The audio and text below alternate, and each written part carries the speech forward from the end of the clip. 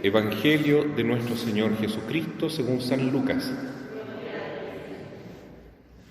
El primer día de la semana, 2 de los discípulos iban a un pequeño pueblo llamado Emaús, situado a unos 10 kilómetros de Jerusalén.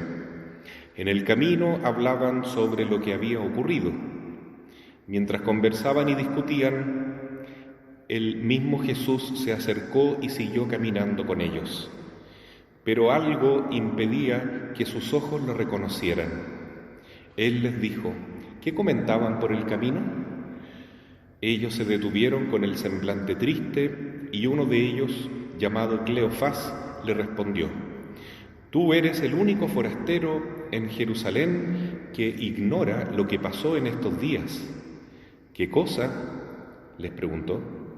Ellos le respondieron: «Lo referente a Jesús, el Nazareno, que fue un profeta poderoso en obras y en palabras delante de Dios y de todo el pueblo, y cómo nuestros sumos sacerdotes y nuestros jefes lo entregaron para ser condenado a muerte y lo crucificaron. Nosotros esperábamos que fuera Él quien librara a Israel, pero a todo esto ya van 3 días que sucedieron estas cosas. Es verdad que algunas mujeres que están con nosotros nos han desconcertado. Ellas fueron de madrugada al sepulcro y al no hallar el cuerpo de Jesús, volvieron diciendo que se les habían aparecido unos ángeles, asegurándoles que Él está vivo. Algunos de los nuestros fueron al sepulcro y encontraron todo como las mujeres habían dicho, pero a Él no lo vieron». Jesús les dijo: «Hombres duros de entendimiento, ¿cómo les cuesta creer todo lo que anunciaron los profetas? ¿No era necesario que el Mesías soportara esos sufrimientos para entrar en su gloria? Y comenzando por Moisés y continuando con todos los profetas, les interpretó en todas las Escrituras lo que se refería a Él». Cuando llegaron cerca del pueblo a donde iban, Jesús hizo ademán de seguir adelante, pero ellos le insistieron: «Quédate con nosotros, porque ya es tarde y el día se acaba». Él entró y se quedó con ellos, y estando a la mesa tomó el pan y pronunció la bendición. Luego lo partió y se lo dio. Entonces los ojos de los discípulos se abrieron y lo reconocieron, pero Él había desaparecido de su vista. Y se decían: ¿no ardía acaso nuestro corazón mientras nos hablaba en el camino y nos explicaba las Escrituras? En ese mismo momento se pusieron en camino y regresaron a Jerusalén. Allí encontraron reunidos a los 11 y a los demás que estaban con ellos, y estos les dijeron: «Es verdad, el Señor ha resucitado y se apareció a Simón». Ellos, por su parte, contaron lo que les había pasado en el camino y cómo lo habían reconocido al partir el pan. Palabra del Señor.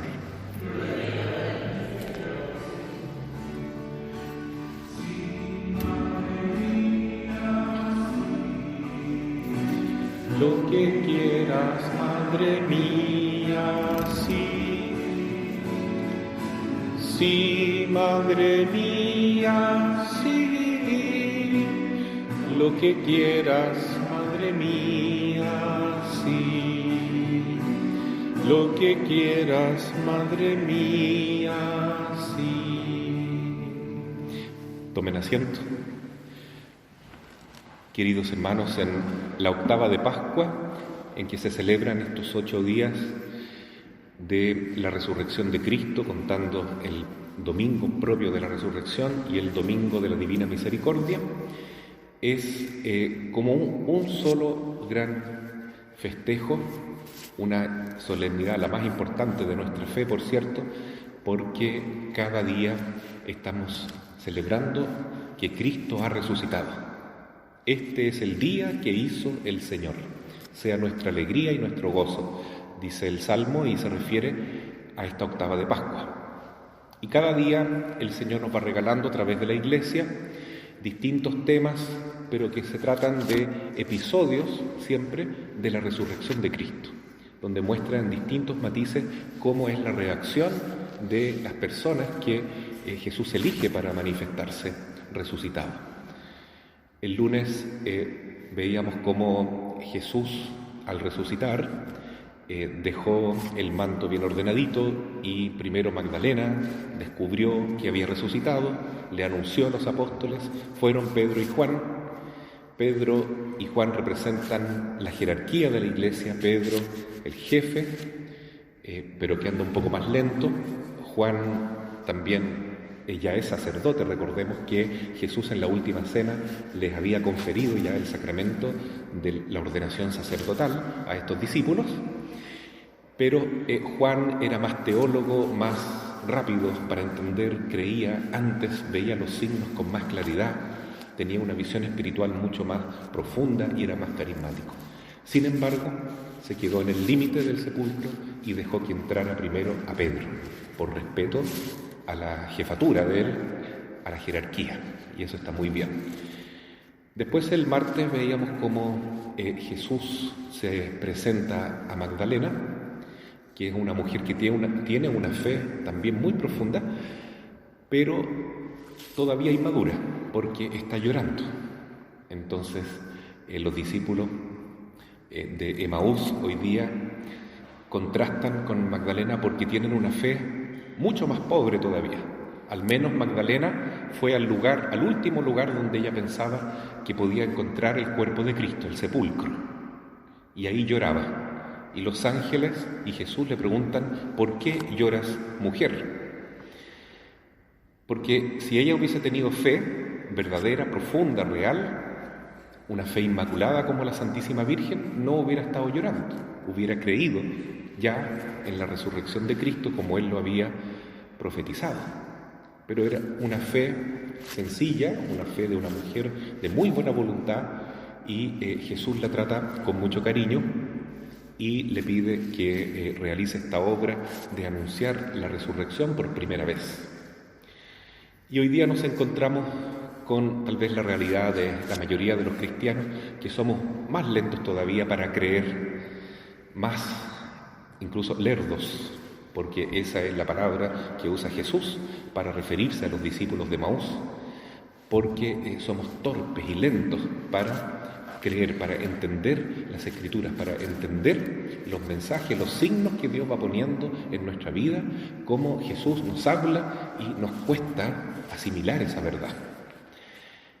Y es algo muy bonito este encuentro de Cristo que hoy nos presenta con los discípulos de Emaús, porque junto con mostrar que la mayoría de los discípulos de Jesús somos muy lentos para creer, sin embargo Jesús tiene la misericordia, tiene la paciencia, tiene la dulzura de ir a nuestro encuentro y poco a poco irnos enseñando esta verdad de su resurrección, que es lo más importante de todo, hermano, porque como cristianos eso es lo fundamental, creer.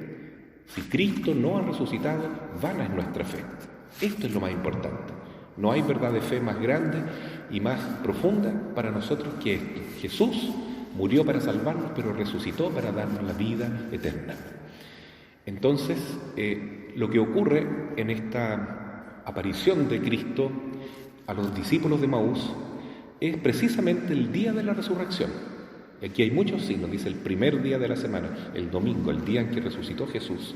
Los discípulos de Emaús le dicen a este forastero, a quien no reconocen al principio, estos hechos, o sea, la muerte del Mesías que nosotros pensábamos que era, ocurrió hace 3 días atrás. O sea, estamos justamente en el día de la resurrección del Señor. Entonces, Jesús se presenta a ellos y les da una experiencia, digamos así, casi eucarística. No podríamos decir que es la misa propiamente tal, pero se parece mucho a la misa. Primero, porque ocurre el primer día de la semana. En la misa nos encontramos con Cristo, la misa comienza con el acto penitencial y Jesús les hace vivir este momento de reconocimiento de lo pequeños que somos, ¿no? Qué lentos, qué torpes son ustedes para entender la Escritura, les hace entender su condición pecadora también, pero luego les va explicando las Escrituras mientras caminan hacia Emaús. Y eso es la primera parte de la misa, la liturgia de la palabra. No ardía nuestro corazón mientras nos explicaba las Escrituras, después reconocen ellos, ¿no? Y cuando llegan a Emaús, Jesús hace ademán de pasar de largo, pero ellos los invitan a pasar a la casa.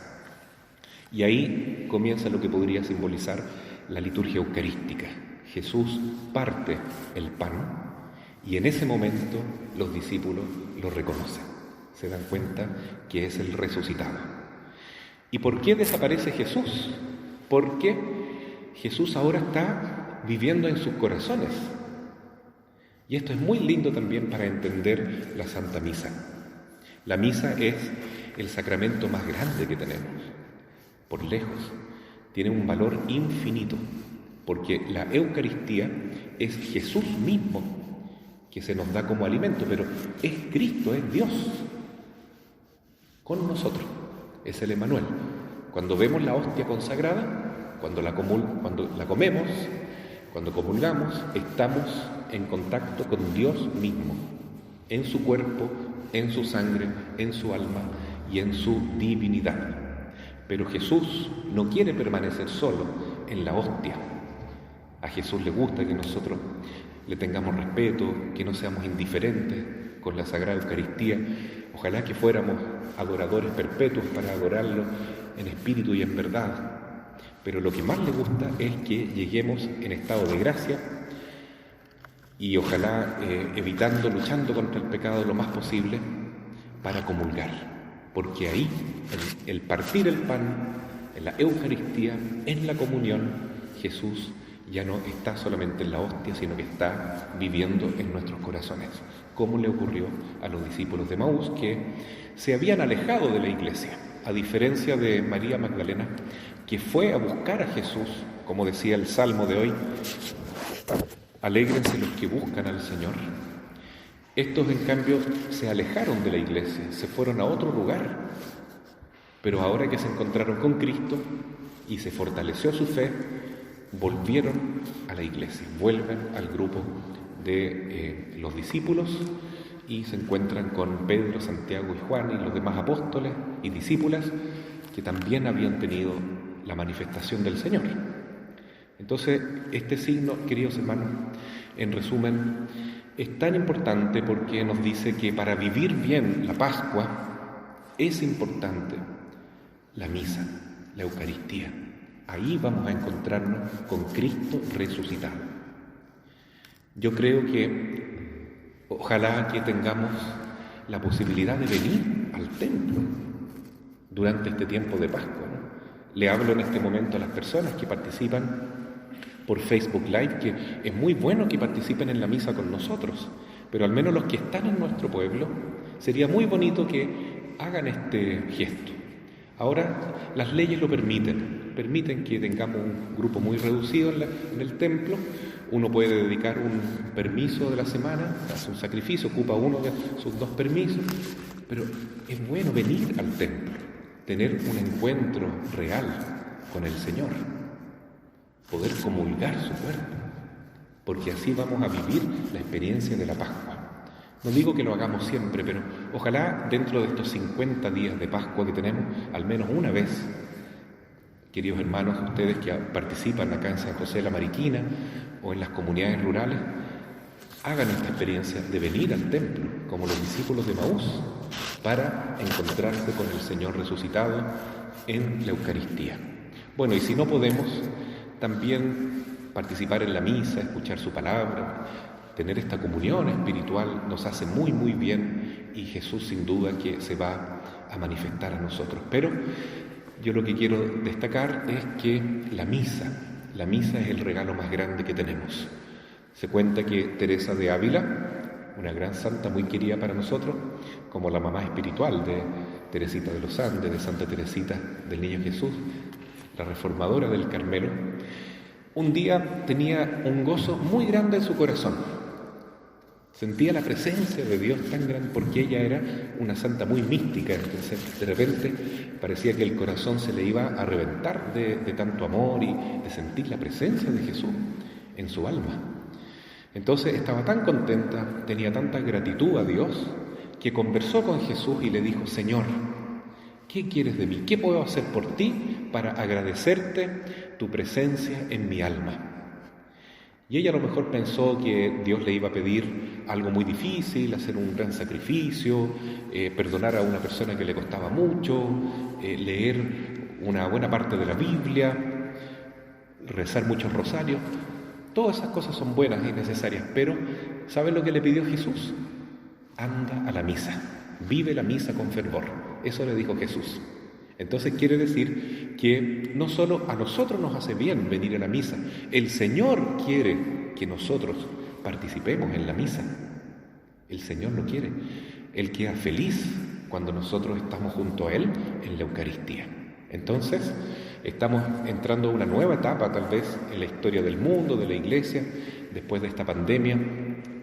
Hoy día conversábamos en una reunión de clero en Villarrica, que parece como que la Iglesia tiene que adaptarse a una nueva realidad, ¿ya? Y hoy en día se habla mucho de las parroquias virtuales, ¿no? Por ejemplo, en nuestra parroquia San José de la Mariquina, a través del Facebook, a través de la radio, que también se transmite online, tenemos muchos hermanos que se han congregado a nuestra comunidad, personas de otras partes de Chile, incluso de Argentina, de otros países, ¿no? Y eso nos alegra mucho y los saludamos con cariño. Qué bueno que estamos unidos espiritualmente, pero nunca deberemos perder de vista que lo más importante es congregarnos físicamente, estar aquí en forma concreta. Eso es lo más valioso. Y es difícil, cuesta, yo sé, es duro en este tiempo, pero en épocas difíciles surgen ahí los verdaderos cristianos. Tiempos difíciles para la Iglesia son para cristianos recios, decía también Santa Teresa de Ávila. Y lo que más importa entonces es vivir bien la Santa Misa. De ahí se va a desprender toda la otra vida cristiana, ¿no? La acción social, ayudar a los más necesitados, evangelizar, catequizar, tantas cosas que también son parte integrante de la vida pastoral, pero todo nace y todo culmina en la celebración de la misa, como nos dice hoy el mensaje del Evangelio. Así sea. Amén.